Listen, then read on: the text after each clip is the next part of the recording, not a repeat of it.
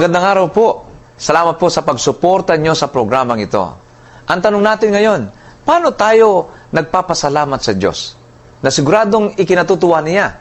Pag-usapan natin yan dito po sa Asin at Ilaw. Ang buong aklat ng awit ay patungkol sa pagpapasalamat sa Diyos.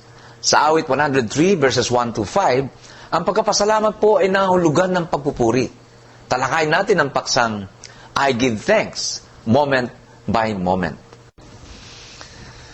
Mag-concentrate po tayo ngayon sa 5 verses sa awit 103 verses 1 to 5 para magkaroon po tayo ng example ng genuine thanksgiving. Sa 103 verse 1 po, tinan po yung Biblia ninyo kung meron po yung hawak ngayon. Awit 103 at ang talatan po ay talatang 1. Atin pong bigyan ng pansin po ang talatang ito. Ang sabi po sa atin, purihin mo ang Panginoon. O kaluluwa ko, at lahat na nangasa loob ko ay magsisipuri sa kanyang banal na pangalan. Sa English translation, ang salitang purihin ay bless. Kapag tayo po ay be-blessed ng Diyos, alam na alam natin kung ano ang kahulugan nito. Pinagpapala tayo, di po ba? Ginagabayan, iniingatan. Pero paano naman kung siya ang i-bless natin? You know, the word bless means to bend the knee. Kapag tayong mga anak ng Diyos ay pinagpapala, tayo po'y nasa posisyon ng bended knee. Nagpapakababa po tayo sa pagtanggap ng God's favor. Ganun din naman po ang Diyos ay pinupupurihan po natin. Dapat na nasa posisyon din po tayo ng bended knee kapag tayo po ay pumupuri sa ating Diyos. Mula dito ay makukuha po natin ang kahulugan ng genuine thanksgiving. May mga sangkap po ito. Una po, ang genuine thanksgiving ay kinapapaloban po ng kababaang loob. Kinikilala natin ang ating pangangailangan at dependence sa Panginoon. Kasi wala naman po talaga tayong kaya.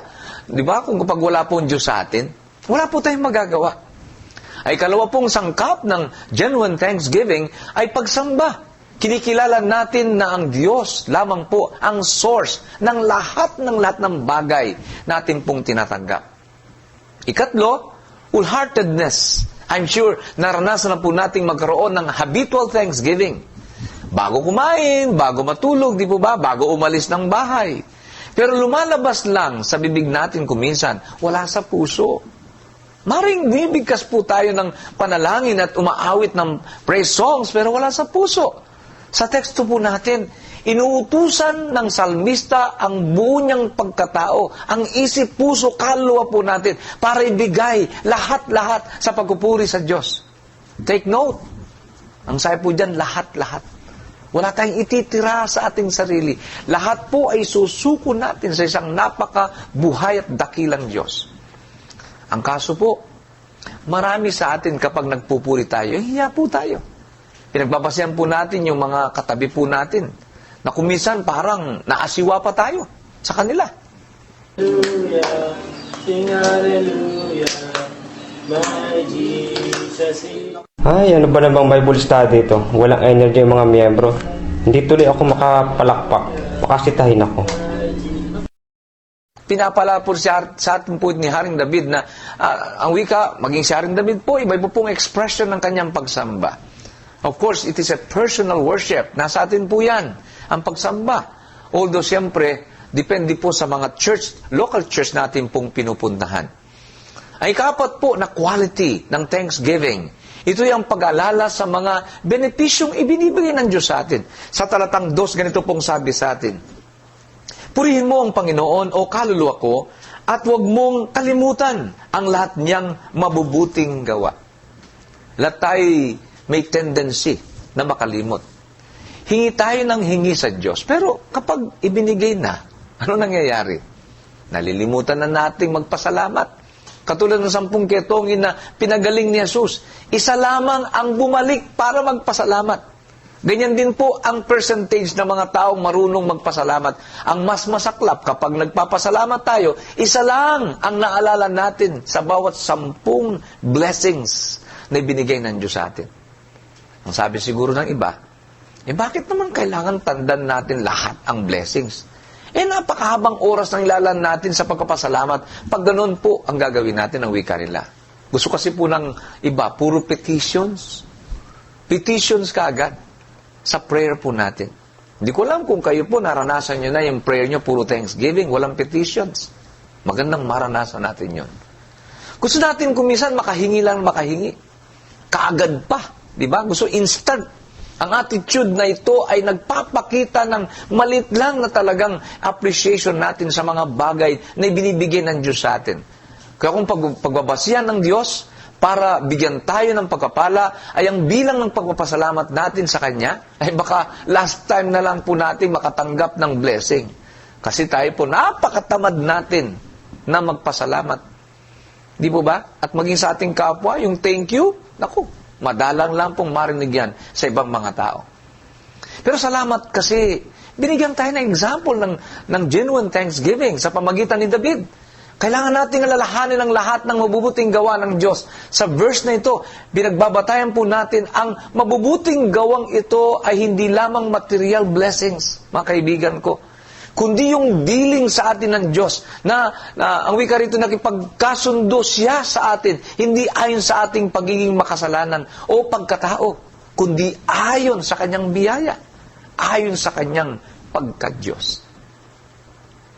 Ano na po bang napakalalim at napakalagang benefits ang tinatanggap natin sa ating Panginoon? Una po, kapatawaran. Kung susunod po natin ang talatang 3, ang wika po sa atin, na siyang nagpapatawad ng iyong lahat na mga kasamaan, na siyang nagpapagaling ng iyong lahat ng mga sakit. Kung ibibigay po sa atin ng Diyos yung totoong deserve natin, ay, isa lang pong deserve natin, kaparusahan. Pero hindi po niya binigay sa atin yun. Hindi ganun ang ginawa ng Diyos. Sa halip, biyaya ang tinanggap natin sa Kanya. Tandaan po natin ang biyaya ng Diyos ay undeserved favor. We don't deserve it, but God gave it to every one of us. Ay ikalawang benefit ay ang kagalingan ng ating kasalanan na siyang dahilan ng lahat ng ating sakit. Binasa natin kanina. Sa ating katawan, kaluluwa, pag-iisip, sa ating personal life, at sa relationships po natin. Pero sa lahat ng ito, pinagaling tayo ng Diyos upang magkaroon ng fulfillment ang kanyang pangako sa atin. Sa Exodo, Kabanatang 15, 26, ganito po ang ating mababasa. Exodo 15:26, ang wika po sa atin, at sinabi, kung iyong didinggin ng buong sikap ang tinig ng Panginoon mong Diyos, at iyong gagawin ang matwid sa kanyang mga mata, at iyong didinggin ang kanyang mga utos, at ang iyong gaganapin ang lahat niyang mga palatuntunan, ay wala akong ilalagay na karamdaman sa iyo, na gaya na nilagay ko sa Ehipto, sapagat ito ang Panginoon na nagpapagaling sa iyo. Ganda ng pangako ng Diyos. Noon hanggang ngayon. Di po ba? Siya nagpapagaling. At siyang nagpe-prevent ng mga sakit sa mga taong sumusunod sa Kanya. Ikatlo, katubusan sa pagkapahamak. Balikan po natin ang ating pong basihan sa aklat po ng Salmo 103. Ngayon po nasa talataang 4 na po tayo. Ganito po ang ating mababasa. Na siyang tumutubo sa iyong buhay sa pagkapahamak, na siyang nagpuputong sa iyo ng kagandang loob at malumanay na mga kaawaan. Nakita po ninyo yun? Sa ilang translations, ang destruction ay nangahulugan ng grave o libingan. So, ibig sabihin po, ang protection ng Panginoon ay nasa atin. He delivers us from dangers. Maring iningatan tayo ng Diyos sa mga aksidente o kapahamakan. At yun po'y dapat nating ipagpasalamat sa Kanya.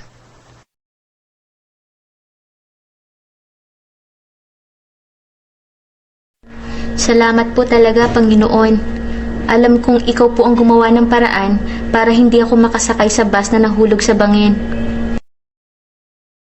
Ang ikaapat na benefit, ang putong ng kagandang loob at kaawaan. Ito po ang inieko sa atin ng awit chapter 23 verse 6. At ayan po ninyong ito po ay ating basahin ngayon. No? Tunay na ang kabutihan at ang kaawaan ay susunod sa akin sa lahat ng mga karawan ng aking buhay, at ako'y tatahan sa bahay ng Panginoon magpakailanman. Nakita po niyo mula sa mga bibig ni David.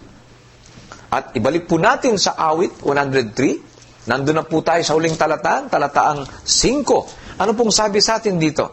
Na siyang bubusog sa iyong bibig ng mabubuting bagay, na anupat ang iyong kabataan ay nababagong parang agila. Kabusugan.